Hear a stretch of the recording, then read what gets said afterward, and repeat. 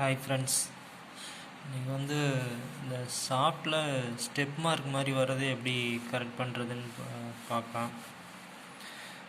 நம்ம பார்த்திங்கன்னா கண்ணில் பார்க்கும்போது அந்த சாஃப்ட்டில் ஸ்டெப் மார்க் தெரியாது.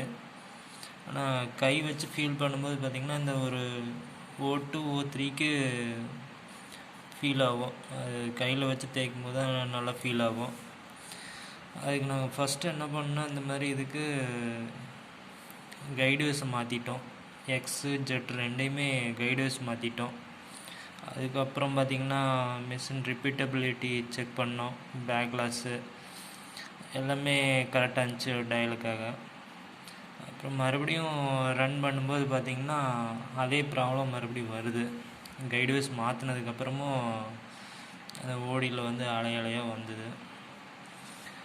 அதுக்கு இந்த ப்ரோக்ராம் இப்படி தான் சும்மா சாம்பிளாக இப்போ போட்டிருக்கேன். அதுக்கு பார்த்திங்கன்னா இந்த டேப்பர் வேல்யூ கொடுத்துருந்தேன். இந்த டேப்பர் வேல்யூ கேன்சல் பண்ணால் அந்த மாதிரி ஸ்டெப் மார்க்கு வர்றதில்ல. டேப்பர் வேல்யூ கொடுத்தா மட்டும்தான் அந்த மாதிரி வருது. அதுக்கு என்ன பண்ணணுன்னா மறுபடியும் பார்த்திங்கன்னா இந்த பேக்லாஸ் வேல்யூ பேராமீட்ரு 1851 முன்னாடி பார்த்திங்கன்னா எக்ஸில் 30 மைக்ரானு ஜெட்டில் 35 மைக்ரானு கொடுத்துருந்தாங்க. இதை கரெக்ட் பண்ணதுக்கப்புறம் எனக்கு சாப்பிட்டு ஒரே ஸ்ட்ரெயிட்டாக ஃபினிஷிங் நல்லா வந்தது. இது எனக்கு ப்ராப்ளத்தை சரி பண்ணியிருக்கோம். இதுபடி தான் சரி பண்ணோம். உங்களுக்கு இது மாதிரி பிரச்சனை இருந்துச்சுன்னா ட்ரை பண்ணி பாருங்கள். இது மாதிரி 1851 பேக் லாஸை கரெக்ட் பண்ணதுக்கப்புறம் எனக்கு இப்போ சாஃப்ட்டில் அந்த பிரச்சனை இல்லை. டேப்பர் வேல்யூ கொடுத்தாலும் எனக்கு அந்த